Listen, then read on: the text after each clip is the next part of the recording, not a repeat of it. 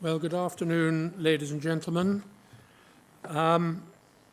We only have to look back 20, 30 years, and I think it would be true to say that the Islamic Factor was virtually unknown among the general population in this country. It had not appeared on their radar screens, unless, of course, they'd lived in the Middle East or India, shall we say.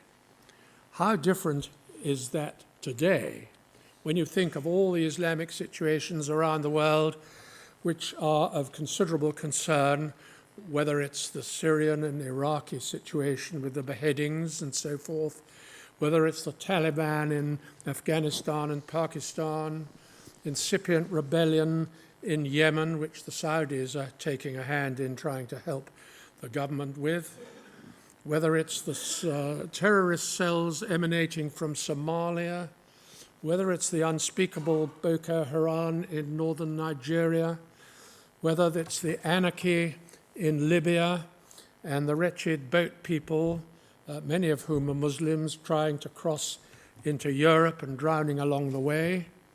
And on our own shores, 2 years ago, we had that awful murder on the streets of Woolwich, where a soldier was murdered for no good reason except that he was a member of the army. And now we have these deluded teenagers, so-called jihadi brides, trying to go to Syria, where they think they're all going to have a jolly time. So this is not a subject that can be ignored or seen as distant, because it is almost everywhere. Now, it's very tempting for an audience like this to say, what would Sir Winston Churchill have said and done about the world situation as it is now with us? And Mary was very strict. You heard said earlier, Mary Soames, if anybody tried to say what her father would have said or done in a modern situation, she would say, "How do you know?" And so that's a taboo question. But what we can do is ask what he actually did say and do in his own time when he met Islamic situations. And that is a very fruitful exercise. And that's really what we're going to look at today.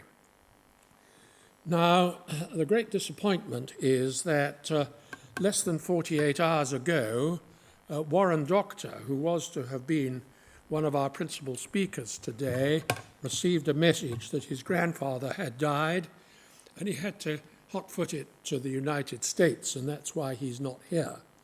It was a great blow, certainly to me and my panel, and to everybody, but we haven't got him, and that's all there is to be said. So we've got to try and do our best without him. What I would like to draw your attention to, because this is something would have been very much at the center of what he had to say, was that barely 2 months ago he published a book called Churchill and the Islamic World. And it goes through all the different Islamic situations which he met during his life, and there were really quite a lot, some of which we all know about, others which are less well known. So we all know about the Malakand Field Force in 1897. We all know about the Kitchener expedition to Omdurman in 1898. We all know quite a lot about his time as Secretary of State for the Colonies in the early 1920s, when he virtually redrew the map of the Middle East in the wake of the collapse of the Ottoman Empire after World War I. But there were very many more such contacts, some serious, others less so. A particularly interesting one, which he describes, is in Turkey, and I hadn't known this until I read the book, that even before World War I, he had become quite an admirer of the Young Turks and had made contact with them and thought he would be able to have a good relationship with them. So it was a great shock to him when they turned out to be on the other side when Turkey joined the war. That's just an example of the sort of thing you'll pick up from Warren's book. I would go so far as to say that it is a seminal work, partly because it's the only one that's ever been written on this subject, but I would add that if anybody else tries to do so, they cannot manage to create a new book without studying the very deep research that Warren made in order to produce his own book. So it's a crying shame that he's not here to tell us more about it in detail. I just suggest if you want to know what he would have said had he been standing here, then you'll find it in his new book, Churchill and the Islamic World. Well, now to our two speakers who are still with us. First of all, nearer to me, Professor Jim Muller, well known to many of us as chairman of the Churchill Centre's Board of Academic Advisors. He's a Harvard man to his fingertips, but his day job is professor of political science at the University of Alaska at Anchorage. And in recent years, I hope you will have seen and maybe read and maybe bought two books which he's very recently produced from out-of-print Churchill titles, namely Thoughts and Adventures, that was 6 years ago, followed 3 years later by Great Contemporaries, which are all copiously annotated so that the modern reader doesn't have to keep saying, who's he talking about and what's going on? I never heard of this place. It's all there as an aid to the modern reader. And the third one in the series, which is virtually finished and has a good chance of appearing in print very early next year, is My Early Life. But his magnum opus is The River War.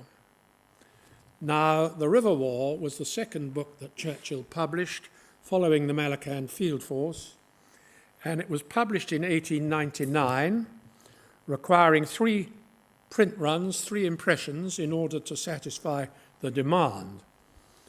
It's got the subtitle, The Reconquest of the Sudan, and it's all about the Kitchener expedition in which he participated, but very much more deep than that, going into the whole history of the region. And the interesting thing about that is that when the second edition came out in 1902, 30% of the original had been cut. And every edition since then has been based on the 1902 version. So unless you've got access to the first edition, which will cost you over £6,000 if you can find one, you will not have read anything like the whole story. And that's what Jim set himself to remedy. And he has, for no fewer than 25 years, if you can imagine that, been slowly putting it all together, which doesn't sound very difficult, but with a huge amount of extra material relevant to the whole story, Churchill's writings in later times, additional newspaper reports that he'd written, and so on. And I'm not going to go that in detail because Jim will tell us more.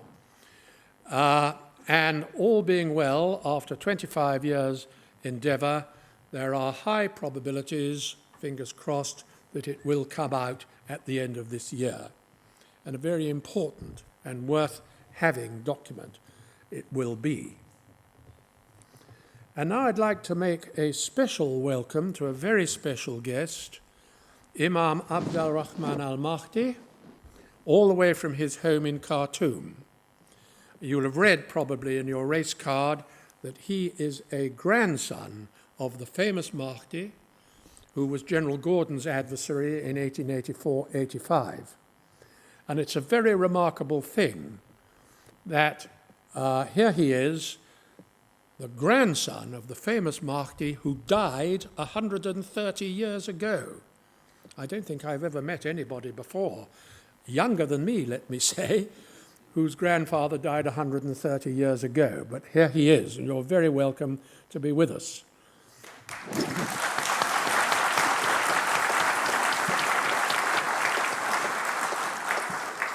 He will give us his take on the current situation, particularly in Sudan, and particularly interesting about his own family's links to Churchill, which happened from time to time.